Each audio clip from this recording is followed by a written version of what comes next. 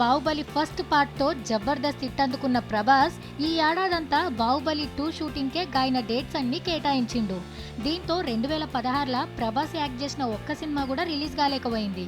ఈ లోటును వచ్చే ఏడాది 2017లా బాహుబలి 2తో పాటు సుజిత్ తో చేయబోయే సినిమాలతో ఫిల్ చేయాలనే ప్లాన్లున్నాడు గీ బుజ్జిగాడు. ప్రభాస్ తో వల్లనే గోపీచంద్ కూడా ఈ ఏడాది ఒక్క సినిమాను రిలీజ్ చేయలేకపోయిండు.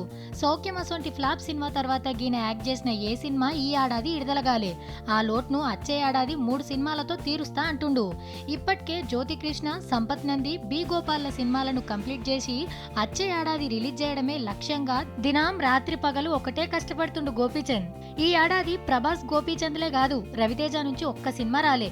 బెంగాల్ టైగర్ తర్వాత మాస్ రాజా నుంచి పవర్ఫుల్ సినిమా ఏది ఇంకా పట్టాలకెక్కనే లేదు. నడిమిట్లో కొన్ని సినిమాలు అనుకున్నా ఏది వర్కౌట్ కాలే. ఏమైనా ఏడాదికి 2-3 సినిమాలను ఈజీగా చేసే రవితేజ ఈ 2016 మొత్తం ఖాళీగుండు చూసి మాస్ రాజా ఫ్యాన్స్ ఒకటే నారాజైతుండ్రు. మరి ఈ గ్యాప్ ని 2017లా ఫిల్ చేస్తాడా లేదా అన్నదే చూడాలి.